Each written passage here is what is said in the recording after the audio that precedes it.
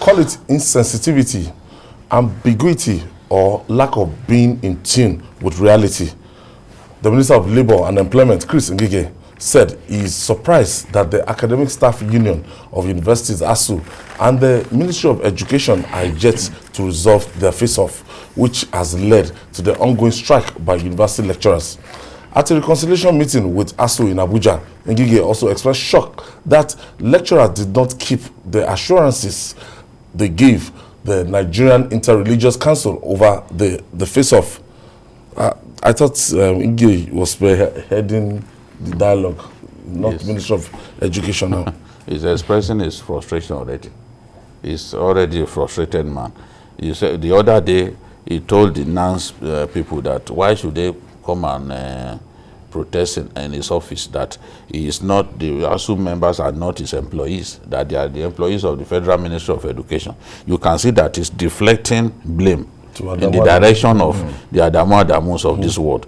Because as far as he's concerned, his own duty is just to, yes, bring them together and all that. He's not the decision maker.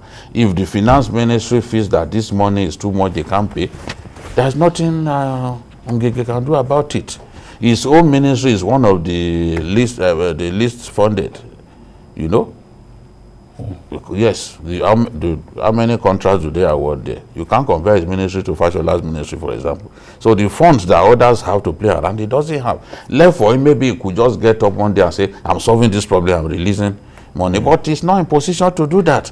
That's what he's saying indirectly by expressing this frustration, that he expects that the ministry will have dealt with the matter. But in the real sense, you are the facilitator of meetings. There's no way the ministry will take a decision without your knowledge. You still have to be, you're the one to call them to a meeting where that decision will be reached and this whole matter will end. So let him stop showing frustration. Let him talk to his colleagues in the ministry, in the administration, and see how they can solve this problem. Some people will say, as far as they're concerned, that it's still the same government, that let them sit down with them and dialogue, that they give enough warning before embarking on this warning strike. You see, my concern is the timing. ASUU gave enough months, weeks, and I thought the government would have met them before they embark on this warning strike. It would have been far better than waiting for ASUU to embark on the strike and then you are not calling for meetings. There should be an end to this problem. And I think it just means that both parties need to be very honest, and also to be realistic.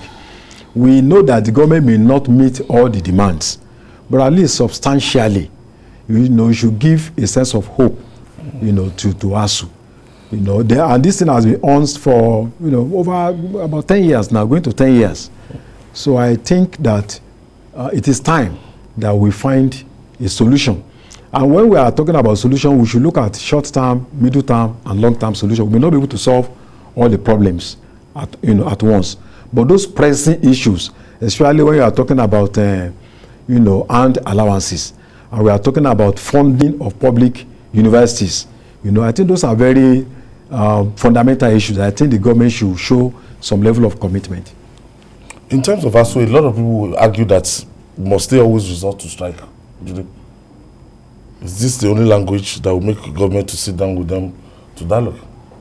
When you watch a football match and there's an attacker in the team who is like the talisman of the team, who is capable of causing so much problem the oppositions have and facilitating goals, you will see that they will be sending their balls to that player because they want him to do his magic. They want him to create openings for others.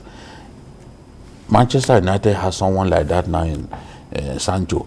So if ASUU over the years had seen, or all the labor unions in the country had seen that over the years, this is the language that government understands, of course you know that they will keep using it because it appears persuasion does not work. If look at since the 80s, the hazard allowance was what we were still using in the health sector. If they had not gone on strike, there would not have been a change. So that is the language that it appears our people want, and is legitimate the law permits the worker to go on strike as long as you notify your employer. That's the thing. So people have seen it as the method that works against the government, so that's why they are using it.